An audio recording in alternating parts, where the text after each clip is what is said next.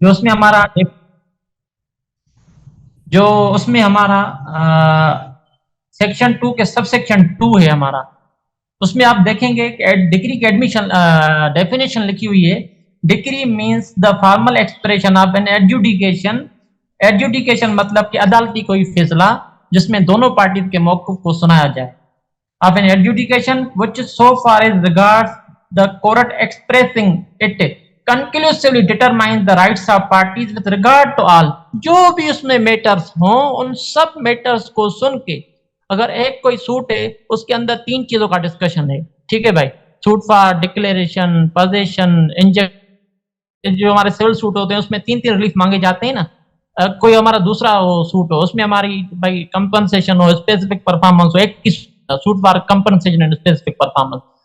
तो ये कह रहा है कि विथ रिगार्ड टू ऑल, जो भी चीजें हमने मांगी हैं उस सूट के अंदर, उन सब के मुतल्लिक जो भी एक कंक्लूसिव फैसला है उसको हम डिक्री कहेंगे।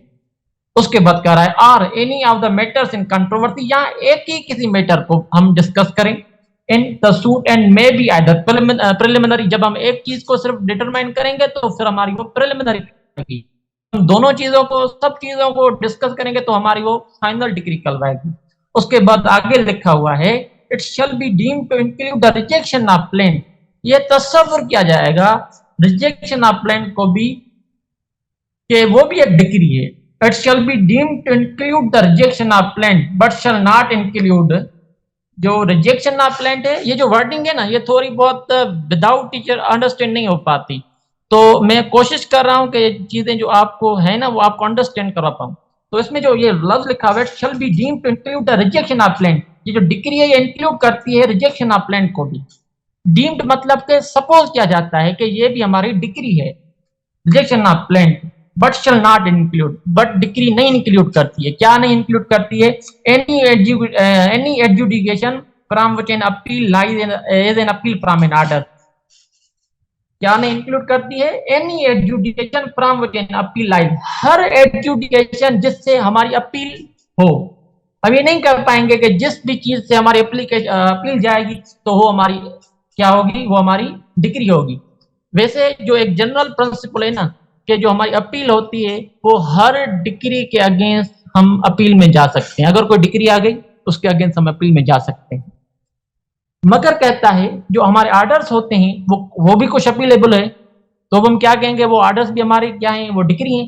हम ये नहीं कर पाएंगे कि जो हमारे आर्डर्स जिनकी अपील हो रही है 104 सेक्शन में, सेक्शन 104 में जो हमारे आर्डर्स हैं वो कुछ अपीलेबल हैं, तो क्या अब हम ये कहेंगे कि ये आर्डर्स भी हमारे डिग्री हैं? नहीं, कुछ आर्डर्स के अपीलेबल होने की वजह से हम ये नहीं कर सकते डिग्री हैं। तो यही चीज इसमें लिखी हुई है, any adjudication from which an appeal lies as an appeal from an order.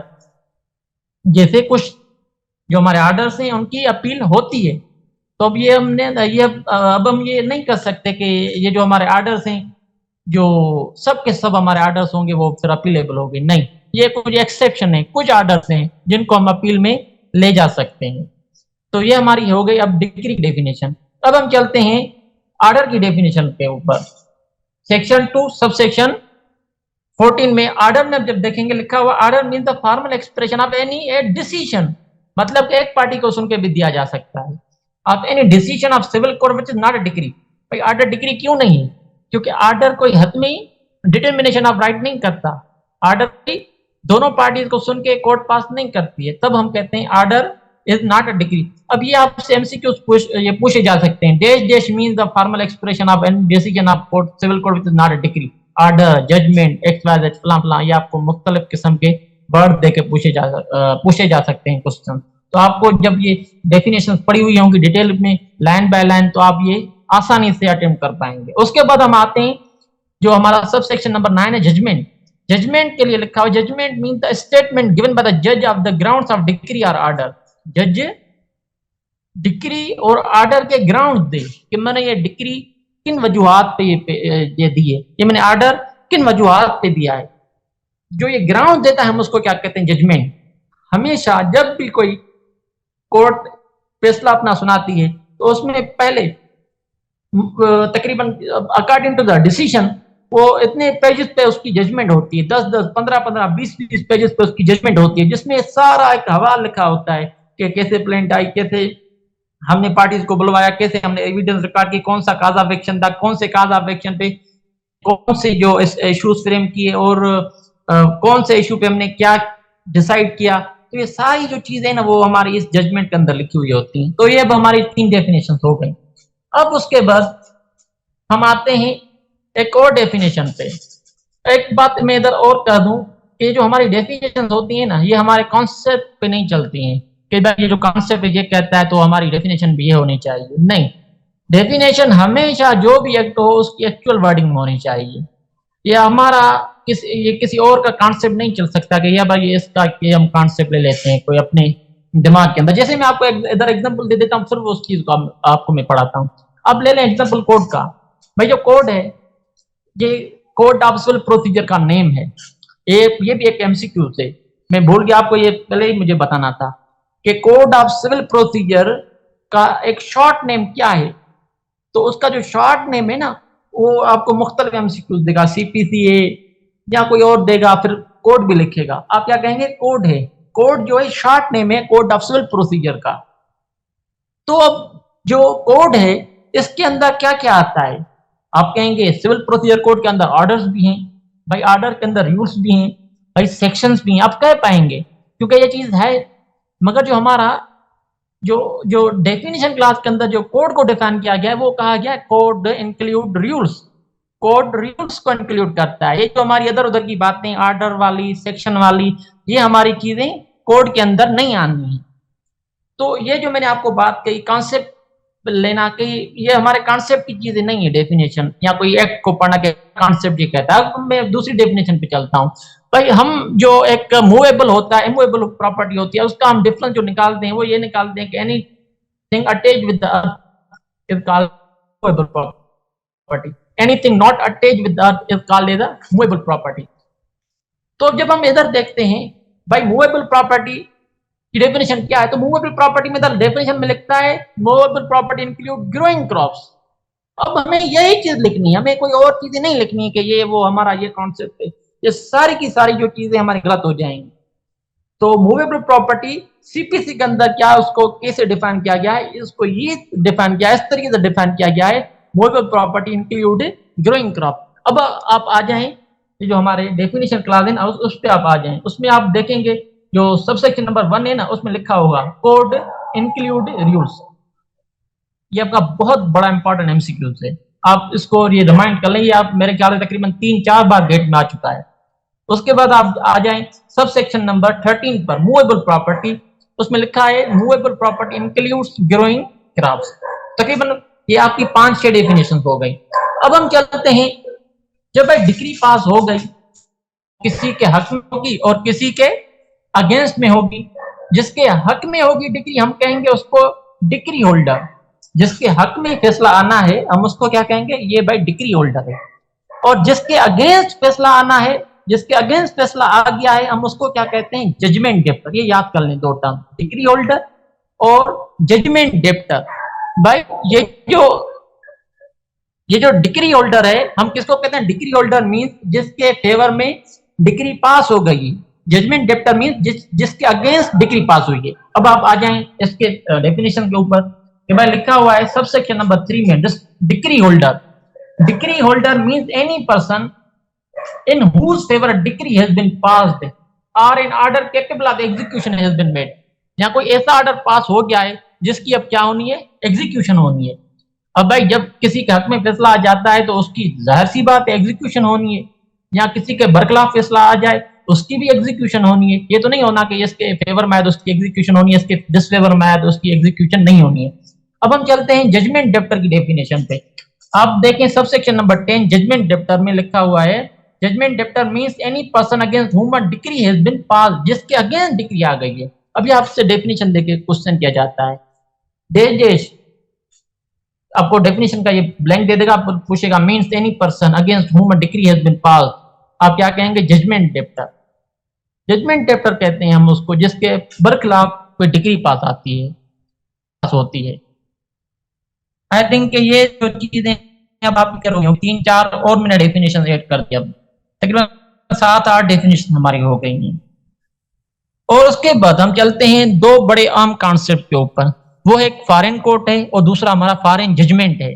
भाई फॉरेन कोर्ट हम उसको कहते हैं जो कोर्ट पाकिस्तान के प्रीमिसेस में ना हो, ठीक है ना, जो आउटसाइड ऑफ द पाकिस्तान हो और उस पे हमारे कवानीन ना चलते हो, मतलब कि हमारे जो लॉज हैं उस पे वो फॉलो अप ना हो, या वो जो कोर्ट है वो हमारे फेडरल गवर्नमेंट ने ना बनाई हो, तो उसको हम क्या कहते हैं, foreign court. Any court situated beyond the limits of Pakistan, जो कोर्ट है पाकिस्तान से बाहर हो हम उसको फॉरेन कोर्ट कहेंगे, और उसी कोर्ट का जो फैसला होगा हम उसको क्या कहेंगे, फॉरेन जजमेंट कहेंगे। Judgment of the foreign court is called as the foreign judgement.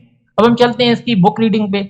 आप आ जाएं section number 2 sub section number 5 में, तो उधर लिखा हुआ है foreign court means a court situated beyond the limits of Pakistan, Pakistan के बाहर होनी चाहिए, नंबर 1। और नंबर आगे क्या कहता है, दूसरी नंबर बात, which is no authority in Pakistan and is not established continued by the federal government, वो हमारी वफाकी गवर्नमेंट ने नहीं बनाई हो, अगर ऐसा हो हमारी वफाकी गवर्नमेंट ने उसकी परमिशन दी हो, उसकी रजा से वो बनी है, तो फिर तो वो पाकिस्तानी कोर्ट ही हो जाएगी। उसके बाद आप आ जाएं 6 नंबर सब सेक्शन 6 नंबर पे आप आ जाएं, उधर लिखा है foreign judgment mean the judgment of a foreign court, मतलब कि जो फॉरेन कोर्ट की जजमेंट है उसको हम क्या कहते हैं, फॉरेन जजमेंट कहते हैं। और उसके बाद एक हमारा बहुत इंपॉर्टेंट कॉन्सेप्ट जिसको हम कहते हैं मीन प्रॉफिट, ये बहुत सिविल का एक इंपॉर्टेंट लफ्ज है, वर्ड है, जो आप जब प्रैक्टिस के अंदर जाएंगे तो आप लफ्ज बार बार सुनेंगे। मीन प्रॉफिट हम उस चीज को कहते हैं, इसकी इस पे ESNE मेस ने भी इसको बोलते हैं कुछ, और मीन भी कुछ बोलते हैं, वैसे जो लफ्ज है वो आई थिंक मीन प्रॉफिट है एक्चुअल। तो मीन प्रॉफिट हम उसको कहते हैं, प्रॉफिट मतलब कि कोई फायदा। मीन का मकसद क्या है, मेस ने इसको कहें या मीन कहें, इसका मकसद क्या है, कि इसका मकसद ये है कि जो प्रॉफिट, जो मुनाफा हम किसी जो इलीगल वे से हासिल करें, जैसे कि मैंने किसी की प्रॉपर्टी पर कब्जा कर लिया, अब मैं उसका पोजेसर बन गया, अब मैंने वो प्रॉपर्टी किसी को रेंट पे दे दी, अब जब तक उसका फैसला आए तब तक तो उसकी वो रेंट है, जो पोजेसर था जिसके कब्जे में थी प्रॉपर्टी, वो तो उसकी रेंट, उसकी जो रेंट थी वो तो लेता रहेगा, उसके जो फायदे हैं वो लेता रहेगा। अब 10 साल के बाद उसका फैसला है कि नहीं भाई, इसका हकीकी मालिक ये नहीं है जो पोजेसर है, इसका हकीकी मालिक वो है जो इस प्रॉपर्टी में रह नहीं रहा था। तो अब वो उसको जो 10 साल हैं उस प्रॉपर्टी को उस शख्स ने, जो काबिज था, उसने एंजॉय किया, उसकी उसकी रेंट कलेक्ट की, उससे पैसे कमाए, तो उस पैसों का क्या बनना है, तो वो जो पैसों की कलेक्शन होती है हम उसको मीन प्रॉफिट कहते हैं। मतलब के जो किसी इलीगल पोजीशन के तहत कहां से हम बेनिफिट हासिल करें, उसकी जब रिकवरी की हम बात करें उसको हम मेसने प्रॉफिट कहते हैं। अब आ जाएं आप इसकी डेफिनेशन पे, सबसेक्शन नंबर 12 मेसने प्रॉफिट या मीन प्रॉफिट। अब mean profit of property mean those profits, वो मुनाफे which the person in wrongful position, मतलब के एक गलत तरीके से उसने पोजीशन हासिल की है। भाई कोई काबिज हो गया बंदा किसी जगह पे, किसी प्रॉपर्टी पे, अब कोई जो अगला था वो शरीफ बंदा था, वो उससे टकरा नहीं रहा था, उसने कोर्ट का रुख कर लिया। अब कोर्ट के अंदर एक प्रिंसिपल सेटल है, जो पोजेसर होता है ना उसको एक प्रॉपर्टी का ओनर माना जाता है। अब उसको कोर्ट ये नहीं कर सकती कि आप इसकी पोजीशन छोड़ जाएं, इसको खाली कर देंगे, वो नहीं, ऐसे नहीं होता। तो उस वजह से जो रॉन्गफुल पोजेसर था उसने तो उस प्रॉपर्टी से बहुत सारे फवायदे हासिल किए, तो अब उस जो फवायद उसने हासिल किए, हमने उस जो उसने फाइनेंशियल वैल्यू कमाई है हम उसको रिकवर बैक करवाएंगे। of such property actually received or might with ordinary diligence have received therefrom together with interest on such profit। अब उस मुनाफे पे इंटरेस्ट भी उससे लिया जाएगा, आप इंटरेस्ट भी दो। बट आगे एक अगली बात करता है जो कि बहुत इंपॉर्टेंट है, but shall not include profits due to improvements made by the person in wrongful possession। अब बंदा जो wrongful possessor हो गया, अब उसने उस पे कलर करवाया, उसने उसकी टाइल मार्बल लगवाई, उसको बहुत सारा अच्छा सा खर्चा किया, अब उसके बाद जो उसने प्रॉफिट उससे हासिल किए हैं, तो अब हम ये नहीं कर सकते कि भाई उसके भी ये प्रॉफिट हमें दे, क्योंकि वो तो उसने खर्चा किया है ना, उसको उसका खर्चा मिलेगा वापस जो उसने खर्च किया है। तो ये हमारा जो कहलाता है ये मीन प्रॉफिट कहलाता है। अगर मैं इसको सिंपल कर दूं, जो मीन प्रॉफिट होता है वो हमारा जो इलीगल पोजीशन से, रॉन्गफुल पोजीशन से जो हमें फवायद मिलते हैं हम उसको क्या कहते हैं, मीन प्रॉफिट कहते हैं। आई थिंक ये क्लियर है। और उसके बाद हम चलते हैं एक और इम्पोर्टेंट डेफिनेशन पे, लीगल रिप्रेजेंटेटिव। लीगल रिप्रेजेंटेटिव मतलब कि वो बंदा जो किसी मरे हुए शख्स को रिप्रेजेंट करे, जो मरे हुए शख्स को रिप्रेजेंट करे, हम उसको क्या कहते हैं, लीगल रिप्रेजेंटेटिव कहते हैं। अब हम आ जाएं उसकी डेफिनेशन पे। Subsection number 4, legal representative means a person who in law represent the state of disease person. जो मरा हुआ शख्स है उसको रिप्रेजेंट करे, स्टेट ऑफ मतलब कि उसकी वारसी करे। एंड इंक्लूड्स एनी पर्सन, कोई भी शख्स हो सकता है, उसका ये जरूरी नहीं है लीगल हेयर होना चाहिए, उसका बेटा होना चाहिए, जो मरा हुआ शख्स है उसका बेटा होना चाहिए, नहीं। वो अगर अपने लाइफ टाइम में वो किसी को मुकर्रर कर देता है अपना जो रिप्रेजेंटेटिव, तो उसको हम क्या कहेंगे, लीगल रिप्रेजेंटेटिव। तो आई थिंक ये तकरीबन ऑलमोस्ट हमारी जो डेफिनेशन है ना ये कवर हो गई है। उसके बाद है हमारे कोई डिस्ट्रिक्ट की डेफिनेशन है, उसके बाद हमारी पब्लिक ऑफिसर की डेफिनेशन है, ये आप खुद ही देख लेना। और उसके बाद हमारी रूल्स की डेफिनेशन है आगे सबसेक्शन नंबर 18 में। Rules means rules and forms content in first schedule are made under section 122 और सेक्शन 125। जो रूल्स हमारे ऑर्डर्स के अंदर होते हैं उनको एक सेक्शन के तहत एक अलॉट किया गया है, 122 और 125 सेक्शन के अंदर उनके हाईकोर्ट को परमिट किया गया है कि आप जो खुद के लिए एक रूल्स बनाएं। उसके बाद 19 नंबर है शेयर इन कॉर्पोरेशन, उसके बाद 20 नंबर है साइंस। तो ये चीज आप खुद ही देख लेना। अगर अब भी आप में से किसी को कोई डेफिनेशन में कंफ्यूजन है, आप मुझे बता दें कि मैं उसको रिवीजन करूं। उसके बाद हम चलते हैं जो हमारा आगे सेक्शन है। किसी को कोई कंफ्यूजन वगैरह?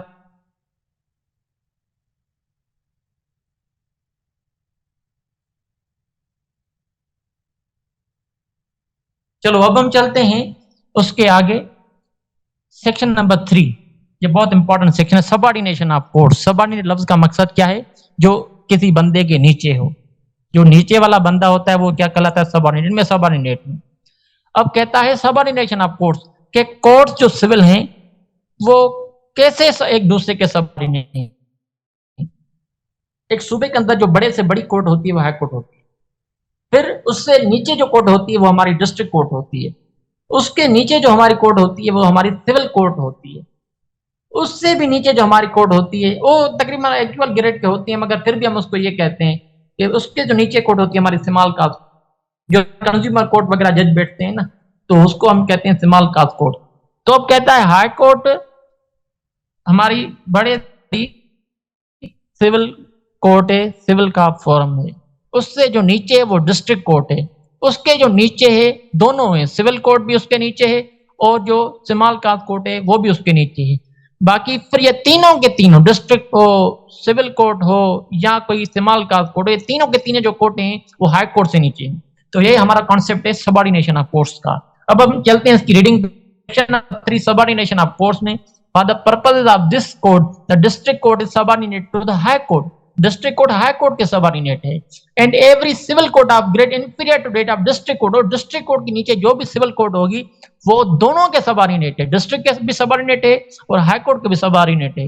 And every court of civil and every court of small cause is subordinate to high court and district court, और जो स्मॉल काज है वो दोनों के सबऑर्डिनेट है, high court and district court के।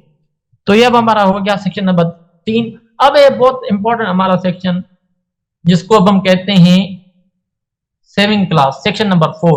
ये बात याद कर लें, ये जो हमारा सेक्शन नंबर 4 है ना, ये हमेशा हमें जनरल लॉ में मिलेगा, ये हमें स्पेशल लॉ या लोकल लॉ में नहीं मिलेगा।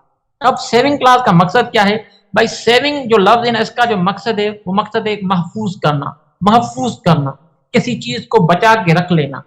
अब ये सेविंग क्लास जो है ना, इसकी जो लैंग्वेज में आपको अगर उसकी बता दूं, इसका सोल पर्पज, ये जो सेविंग क्लास होता है किसी भी एक्ट के अंदर, उसका मकसद ये होता है कि अगर कहीं पे कोई स्पेशल लॉ है, अगर कहीं पे कोई लोकल लॉ है, ठीक है ना, जैसे लोकल लॉ मैंने आपको पहले एग्जांपल दे दिया, Sindh rented permission ordinance, special law हमारा फैमिली कोर्ट्स एक्ट हो गया, लैंड रेवेन्यू एक्ट हो गया, ठीक है, ये हमारे स्पेशल लॉ है। अगर कोई स्पेशल लॉ है, कोई लोकल लॉ है, तो उन लॉज पे ये हमारा code of civil procedure apply नहीं होगा, ये बात याद रख लें।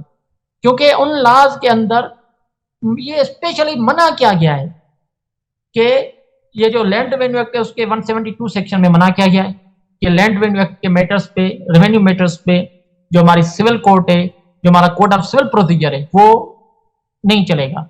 जो फैमिली कोर्ट्स एक्ट है उसका सेक्शन नंबर 17 है, आप जब पढ़ेंगे तो उसमें भी लिखा हुआ है जो कोड ऑफ सिविल प्रोसीजर है वो नहीं चलेगा।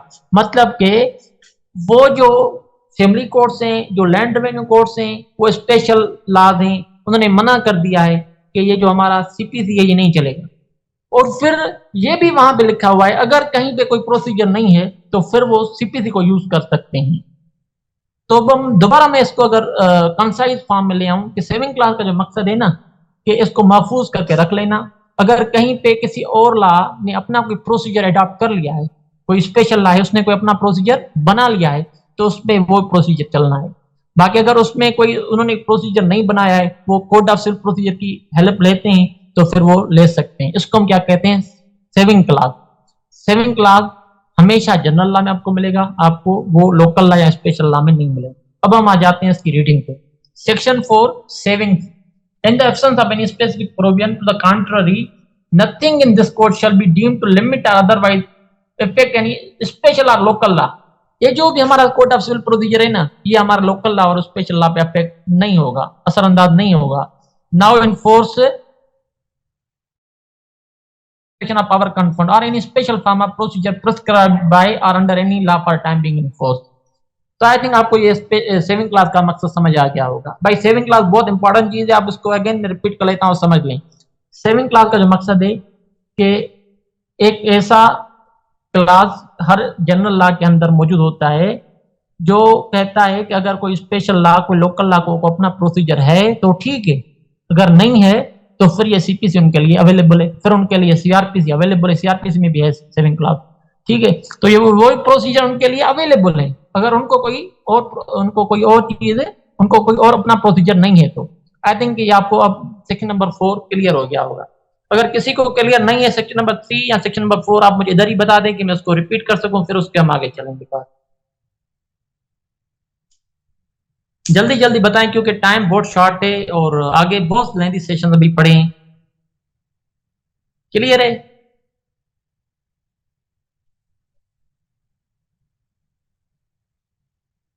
ओके, अब हम चलते हैं उसके आगे सेक्शन नंबर 5, जो मैंने लैंड रेवेन्यू की बात की, अब वो यहाँ पे लिखी हुई है। Section number 5 application of the court revenue code. Code मैंने आपको पहले ही बता दिया है कि भाई कोड ऑफ सिविल प्रोसीजर का शॉर्ट नेम क्या है? कोड है। तो उसने क्या लिखा है? एक्ट में लिखा है एप्लीकेशन ऑफ द कोड, मतलब कि कोड ऑफ सिविल प्रोसीजर की बात कर रहा है। तो रेवेन्यू कोड, जो सिविल प्रोसीजर कोड है वो रेवेन्यू कोड्स पे अप्लाई नहीं होगा। ये उसलिए अप्लाई नहीं होगा क्योंकि रेवेन्यू कोर्ट्स ने खुद मना कर दिया है। तो उसका जब लैंड रेवेन्यू एक्ट हम सेक्शन नंबर 172 देखेंगे तो वहां पे लिखा होगा एक्सक्लूसिव है। ये जो सिविल प्रोसीजर कोड है उसको उन्होंने एक्सक्लूसिव कर दिया, उन्होंने अपना प्रोसीजर अडॉप्ट कर लिया है, उनका एक अपना प्रोसीजर है।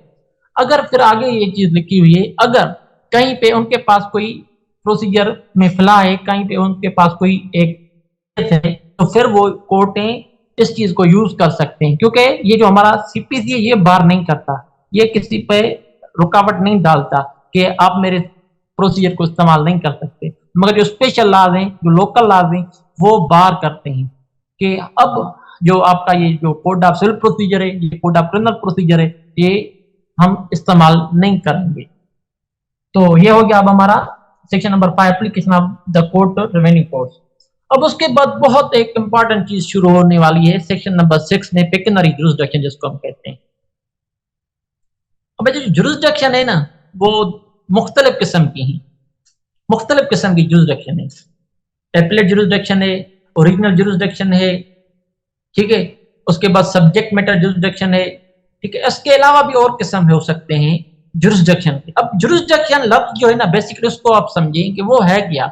Jurisdiction is the legal authority of court. एक कोर्ट की अथॉरिटी, एक कोर्ट को बाय लॉ परमिशन हो, उसको हम क्या कहते हैं? जुरिसडिक्शन है ये इस कोर्ट की। भाई अब अगर हम कोई डाइवोर्स का इशू ले जाते हैं तो हम किधर जाते हैं? फैमिली कोर्ट में जाते हैं। क्यों?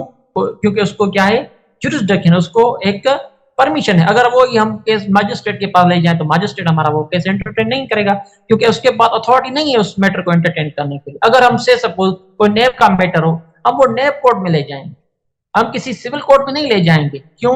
क्योंकि उसको जुरिसडिक्शन है, उसको क्या है? अथॉरिटी है। अगेन मैं अगर रिपीट करूं जुरिसडिक्शन की definition, it is a legal authority. ये एक अथॉरिटी दी हुई है किसी कोर्ट को कि आप इस मैटर को एंटरटेन करें, तो जुरिसडिक्शन कहलाती है। तो जो जो जो अब जो जुरिसडिक्शन है वो मैं दो डिस्कस कर रहा हूं अभी। एक जो हमारी है पिक्यूनरी जुरिसडिक्शन, और दूसरी जो हमारी है टेरिटोरियल जुरिसडिक्शन। आप इन दोनों चीजों को समझने की कोशिश करें। पिक्यूनरी लफ्ज का जो मकसद है ना, जो माना है, पिक्यूनरी लफ्ज का जो माना है वो है मालियाती, मतलब के पैसों के मुतालिक। पैसों के मुतालिक एक हमारी कोर्टों की जुरिसडिक्शन है कि भाई ये जो हमारी डिस्ट्रिक्ट कोर्ट है, ये 5 करोड़ से ज्यादा जो भी मुकदमे होंगे डिस्ट्रिक्ट कोर्ट सुनेगी। भाई 5 करोड़ से कम जो भी मुकदमा होगा वो हमारा सीनियर सिविल जज सुनेगा। ठीक है भाई। भाई 1 अरब से ज्यादा जो भी मसला, जो भी सूट होगा 1 करोड़ जैसी मालियत, तो उससे ज्यादा जो भी होगा वो हमारी कौन सुनेगी, वो हमारी हाई कोर्ट सुनेगी। ये आपको मैं कोई एक्चुअल फिगर नहीं दे रहा, मैं आपको जस्ट ये बता रहा हूँ। ये जो पिक्यूनरी जुरिसडिक्शन की बात है तो हमारा सिविल कोर्ट्स ऑर्डिनेंस में लिखा हुआ है।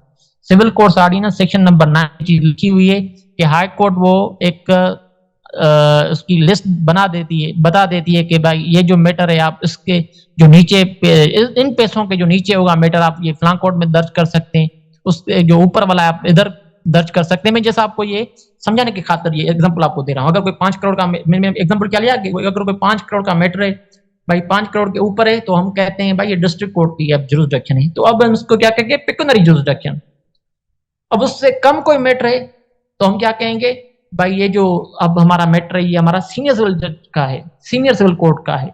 अब अगर 1 अरब से ज्यादा है तो हम क्या कहते हैं कि भाई ये हमारा हाई कोर्ट का पिक्यूनरी जुरिसडिक्शन है।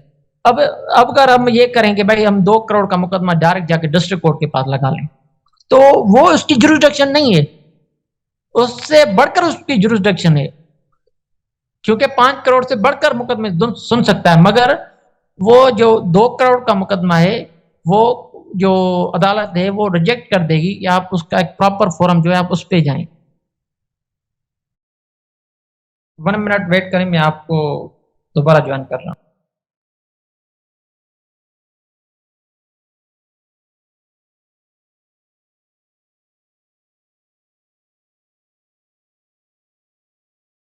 तो मैं जो एग्जांपल दे रहा था, आई थिंक ये आपको अंडरस्टैंड हो गया। पिक्यूनरी जुरिसडिक्शन मतलब के मालियाती, हमारे जो कोर्ट्स है ना वो इसमें डिस्ट्रीब्यूट की हुई है। भाई जो सीनियर सिविल जज की अदालत है वो इतने पैसों तक कोई भी अगर माली मुकदमा होगा तो सुन सकती है।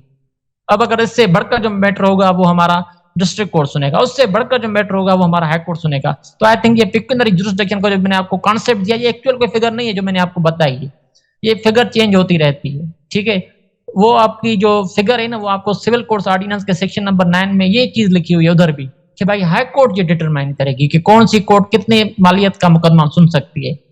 तो आई थिंक पिक्यूनरी जुरिसडिक्शन का जो कॉन्सेप्ट है वो क्लियर हो गया। अब हम आते हैं टेरिटोरियल जुरिसडिक्शन पे। टेरिटोरियल जो जुरिसडिक्शन है, टेरिटरी लफ्ज का मकसद क्या है, हद, एक कोई पर्टिकुलर हद होती है। ठीक है ना। टेरिटोरियल जुरिसडिक्शन मतलब के एक कोर्टों को जो है ना, कोर्ट्स को जो है ना एक एक हदबंदी की जाती है कि ये जो एक सपोज मैं एग्जांपल लूं भाई सखर का, भाई सखर जो है एक डिस्ट्रिक्ट है, ठीक है, और दूसरा डिस्ट्रिक्ट क्या है, खैरपुर मीरठ से। अब जो भी आपका मुकदमा होगा जिले खैरपुर के अंदर, वो आपकी जो कोर्ट है वो डिस्ट्रिक्ट कोर्ट खैरपुर की एंटरटेन करेगी। ठीक है ना।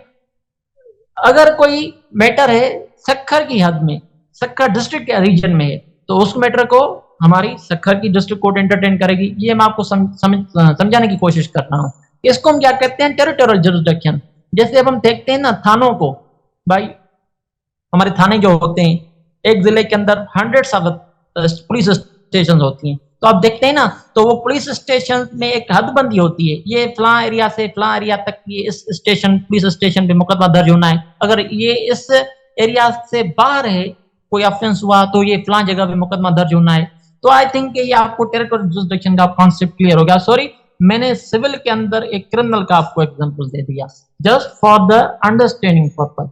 टेरिटोरियल जुरिसडिक्शन अगर मैं शॉर्ट में बताऊं, दोबारा एक बार कर लूं रिपीट, जैसे सबको अंडरस्टैंड होना हो जाए। टेरिटोरियल जुरिसडिक्शन मतलब के एरिया वाइज जुरिसडिक्शन, कि ये भाई आपकी एरिया, ये आपकी एरिया, ये आपकी एरिया है। एक कोर्ट, एक जिले के अंदर एक डिस्ट्रिक्ट कोर्ट होता है, 5-6 एडिशनल, उससे बढ़कर एडिशनल होते हैं जजेस, उससे नीचे more than 20, 10 plus, 20 plus, 30 plus, ये मैजिस्ट्रेट होते हैं, तो अब उनको ये सिविल जज होते हैं, उनको अब अपनी हदूद को, उनको अपनी हदूद में उनको एक अपनी हद दी जाती है कि ये इस हद का अगर कोई भी मैटर होगा वो आप एंटरटेन करेंगे, इस हद का जो मैटर होगा आप एंटरटेन करेंगे, इस हद का जो मैटर होगा आप एंटरटेन करेंगे। अगर कोई दूसरी हद में हम एक हद का मुकदमा, एक सखर का मुकदमा हम वो ले आते हैं डिस्ट्रिक्ट कोर्ट खैरपुर के अंदर, तो डिस्ट्रिक्ट कोर्ट खैरपुर कहेगी भाई ये जो मुकदमा है आपका वो सखर का, आप जाके सखर में एंटरटेन करवाएं। तो ये जो हमारा कॉन्सेप्ट है टेरिटोरियल जुरिसडिक्शन का। अब हम चलते हैं सेक्शन की तरफ। अगर आपको इधर कॉन्सेप्ट आ गया है पेक्यूनरी और टेरिटोरियल जुरिसडिक्शन का, तो अब हम आगे चलते हैं। अगर कोई इधर आपको कंफ्यूजन है तो आप मुझे बता दें, जैसे मैं इसको कवर कर सकूं।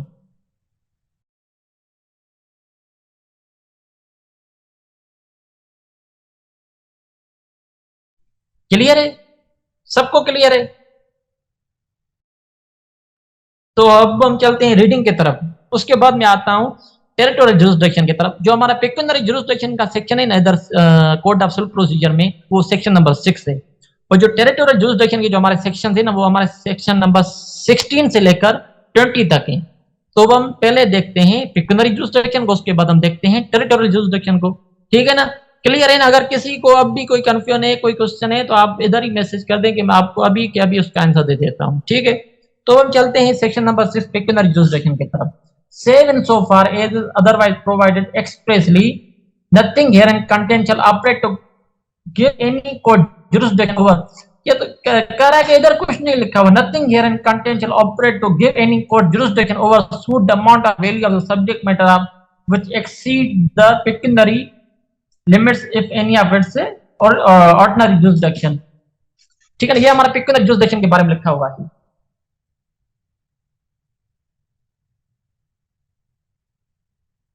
उसके बाद हम चलते हैं टेरिटोरियल जुरिसडिक्शन की तरफ। उसमें हमारे, मैंने आपको बोला कि 16, 17, 18, 19, 20 ये 4-5 सेक्शन है उसके अंदर।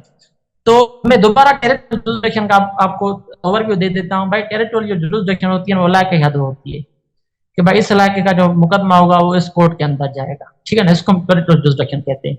इस सेक्शन नंबर 16 से पहले कुछ एक सेक्शन है, सेक्शन नंबर 15। अब हमें सबसे पहले उसको देखना चाहिए। वो कह रहा है court in which suits to be institute. Section number 15 कह रहा है court in which suit to be institute. कौन सी कोर्ट है जिसमें हम सूट दाखिल कर सकते हैं, इंस्टीट्यूट कर सकते हैं? कह रहा है जो सूट है ना, हमें सबसे पहले जो निचली में निचली अदालत है ना, अगर उसकी जुरिसडिक्शन है तो हमें उसके तरफ जाना है। जिसमें आपको पहले एग्जांपल दे रहा था कि भाई अगर 5 करोड़ से ज्यादा मुकदमा है तो हमें डिस्ट्रिक्ट कोर्ट की तरफ जाना है, अगर उससे कम मुकदमा है हमें सिविल कोर्ट की तरफ जाना है। अब जो 2 करोड़ का मुकदमा है, क्या उसको डिस्ट्रिक्ट कोर्ट एंटरटेन नहीं कर सकता? कर सकता है, मगर वो कहेगा कि भाई उससे निचले एक मेरी कोर्ट है सिविल कोर्ट, आप ये मुकदमा उधर ले जाएं। क्योंकि जो सेक्शन नंबर 15 है वो ये बात कर रहा है every suit to be instituted into the lowest grade. कम से कम जो कोर्ट है, अगर उस मुकदमे को एंटरटेन करने की उसको एबिलिटी है तो आप उधर जाके उस मैटर को एंटरटेन करवाएं। ये आप नहीं कर सकते कि आप मैं मुकदमा डायरेक्ट हाई कोर्ट ले जाऊंगा, ये नहीं हो सकता। हाई कोर्ट वापस आप जो नीचे वाली कोर्ट है आप ये मुकदमा उधर फाइल करेंगे, उसकी हद में आता है, ये उससे उसकी जो वैल्यू है उससे बढ़कर नहीं है। तो ये सेक्शन नंबर 15 उसके लिए है। अगेन मैं रिपीट करता हूं इसकी wording, court in which suits to be instituted, every suit shall be instituted in the court of the lowest grade competent to try. उसके बाद अब हमारा शुरू होता है टेरिटोरियल जुरिसडिक्शन के बारे में, 16, 17, 18, 19, 20। अब जो 16, 17, 18 है ना, ये हमारे इमूवेबल प्रॉपर्टी के मुतालिक है। अब ये जो आप देखेंगे सेक्शन नंबर 16 की वर्डिंग, उसमें लिखा है suits to be instituted where subject matter situated. अब हम सूट कहां पे इंस्टीट्यूट कर सकते हैं, ये हमारा क्वेश्चन है। भाई हम सूट कहां पे इंस्टीट्यूट कर सकते हैं? 3 चीजें इस सेक्शन के अंदर लिखी हुई हैं, 3 चीजें। एक चीज है इसके अंदर कि जहां पे प्रॉपर्टी सिचुएटेड है, हेडिंग भी सेक्शन की यही है, जहां पे प्रॉपर्टी सिचुएटेड है हम उधर ही मुकदमे को इंस्टीट्यूट करवाएंगे।